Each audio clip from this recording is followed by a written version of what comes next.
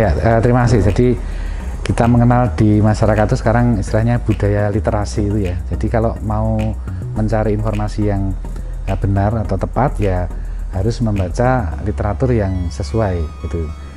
Dan masalah COVID ini sebetulnya publikasi ilmiahnya cepat sekali juga ya. Jadi secepat pandemi COVID ini sendiri.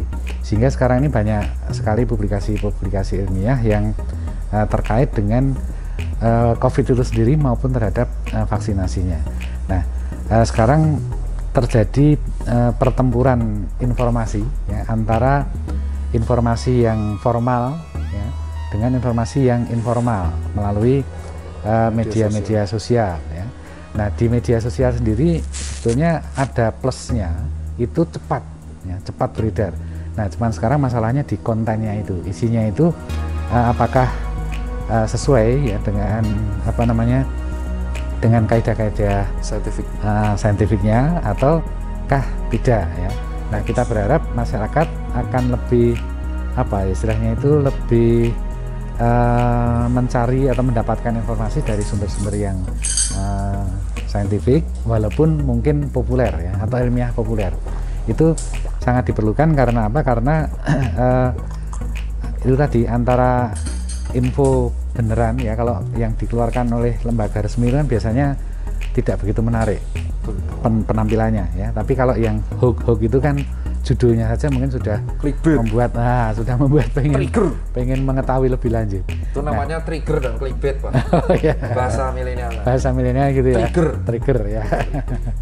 Nah, itu sehingga kalau ditanyakan seperti tadi, intinya sekarang ini publikasi yang sifatnya ilmiah dan menarik juga sudah mulai banyak, dan itu bisa diakses ya, apa itu berapa macam vaksin yang sudah diproduksi di dunia, kemudian kelebihan kekurangan dari masing-masing vaksin tersebut ya, kemudian tingkat efikasi ketika masih dalam proses laboratorium, kemudian juga kemungkinan terjadinya efek samping, ada kemungkinan adanya KIPI ya, itu semuanya sudah terinformasikan dengan baik. Jadi saya yakin, saya tetap optimis bahwa seperti yang diceritakan Dr. Tirta tadi, di awal-awal mungkin karena informasinya masih terbatas, mungkin respon awalnya menolak gitu ya.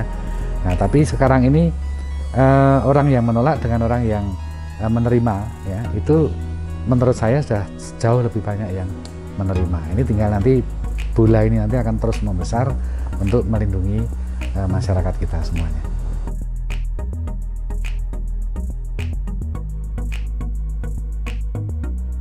Kalau dari saya sendiri sih itu karena kan masyarakat mereka langsung gampang emosional dan impulsif ya.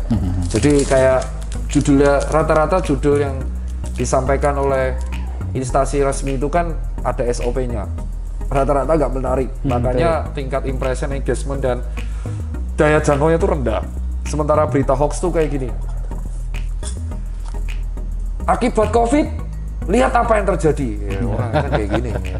Jadi saran saya buat masyarakat sih, ya nggak bisa juga ya, karena mereka literasinya seperti yang dikatakan Dr. Jowo itu emang rendah.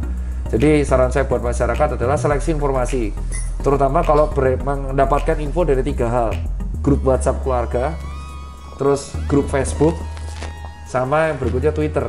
3 hal itu bahaya banget, karena orang bisa mengetik tanpa berdasarkan bukti ilmiah, tetapi hanya berdasarkan katanya.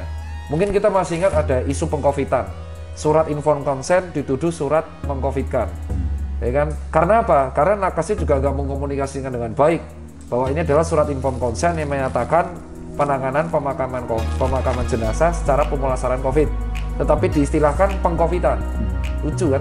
Terus yang kedua ada juga jenazah yang dulu matanya melotot, hancur, padahal itu sebenarnya adalah gumpalan darah akibat dia kena stroke hemorrhagic.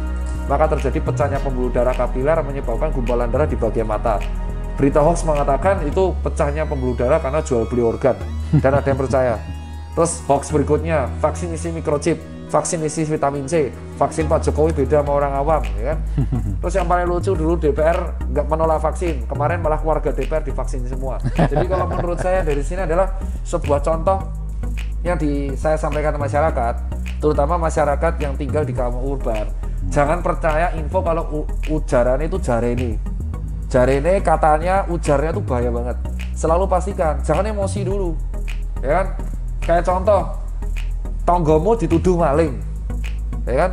Kudu mbok pasti sih maling tenanan apa ora, mbok kamplengi ternyata udu ki. Jebul guyon. Nah, makanya jangan kita bertindak dulu tanpa berpikir. Pakai otak dulu kalau mikir. Nah, itu adalah saya bilang, gunakan otak akal sehat. Jangan ketika ada bansos paling depan, tapi ketika ada COVID paling belakang. Nah, jangan kayak gitu. Jangan mau bansosnya doang, jangan mau bantuannya doang, tetapi edukasi juga kita sampaikan dengan baik. Dan terutama masyarakat meleklah puskesmas. Kalau ada apa-apa ngadunya ke puskesmas. Jangan ke dukun, ya kan? Apalagi ke orang pintar, ya kan? Madinai watu, ya kan? Watu ponari, celoke batu, ya. Giliran watu bledek aja, mbok percaya kan? Rokok aja yang paling bahaya, ada tulisannya menyebabkan kanker, kamu rokok. Apalagi cuma datang ke puskesmas kan nggak ada biaya, apalagi BPJS, itu aja kalau saya.